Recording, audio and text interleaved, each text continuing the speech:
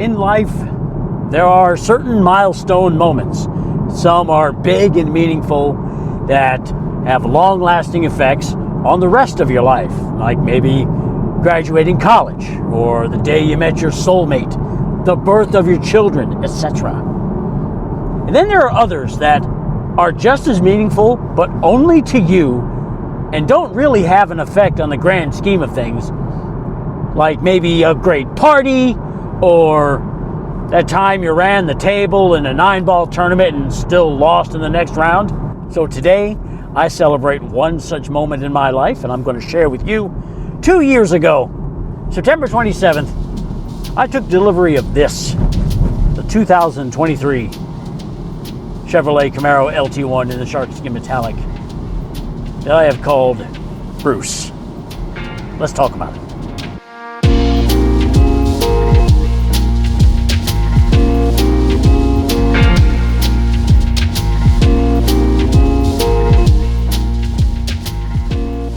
Here's the short version of the origin story.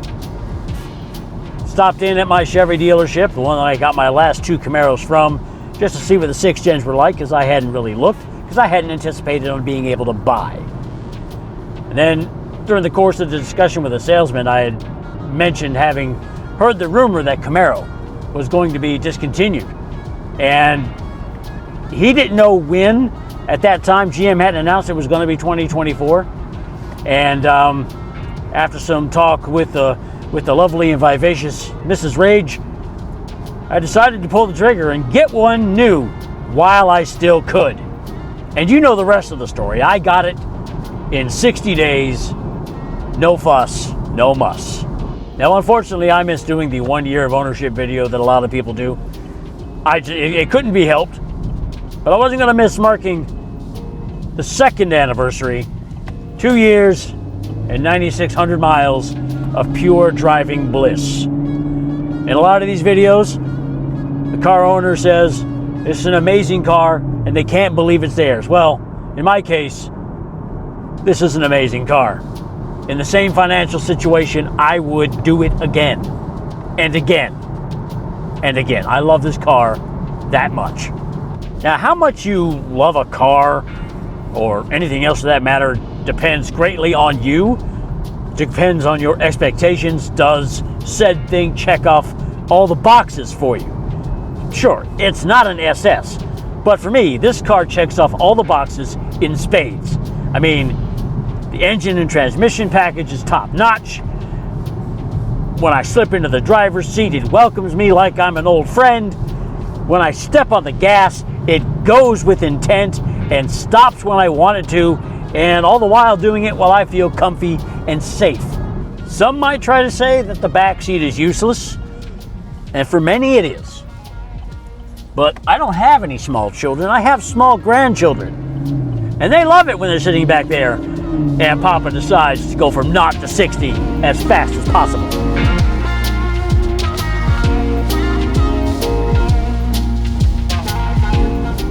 When I ordered this car, my intention was to trade in the Dirty Daily, and this would be my everyday driver. But my dealer, as awesome as they have been, just didn't want to give me enough in trade for the Dirty Daily. And I happen to like driving it, so I kept it as the Dirty Daily. And consequently, Bruce here lives a fairly easy life. Drive it, on weekends, every other weekend. It's got 9,600 miles on it, which I think is a healthy mileage for a vehicle that you're just trying to keep nice. I mean, you're driving it often enough to keep the engine working right, keep the seals, lubricated and everything else. It doesn't get dinged and damaged before its time. And because I drive it so infrequently, consequently, it still has new car smell.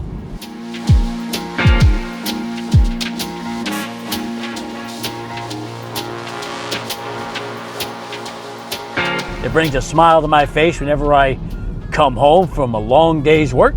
It brings a smile to my face whenever I put it in a video, and then there's this one comment that says it's a great looking car.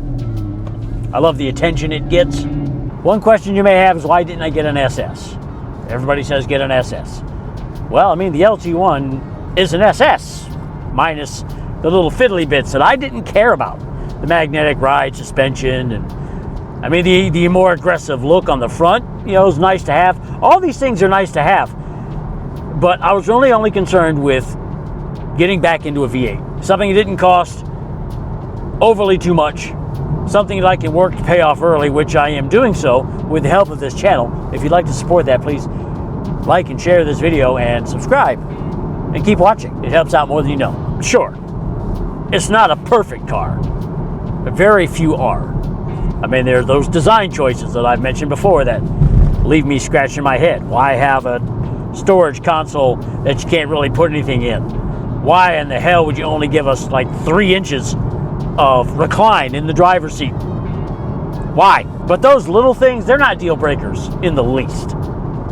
However, there is one thing, one huge drawback to this vehicle. Right about now, all the Mustang and Challenger guys may be listening in closely because they want to hear my criticism of this car that I love so much. Well, I don't want to disappoint, but it has nothing actually to do with the build and construction of the car. No, I live in a county, in a state where they have property taxes. And I didn't know that in my county, which has a pretty small tax base, this car was going to cost me $1,200 a year in property tax. That's $1,200 to own something I own. Fucking ridiculous. But it's worth it.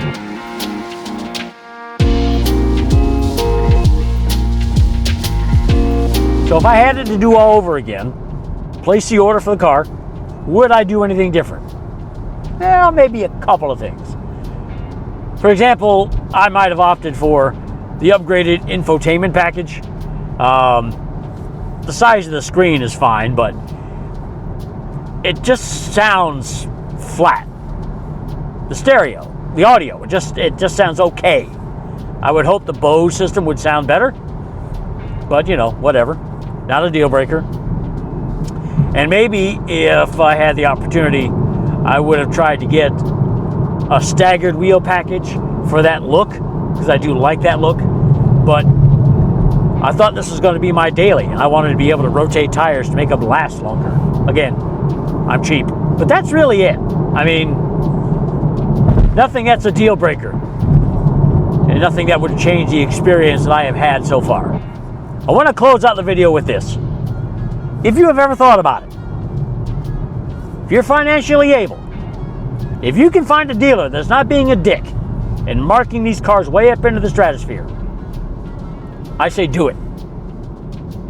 Do it while you still can. New inventory is very, very low. These cars are almost gone from the new car market. And you might as well start new.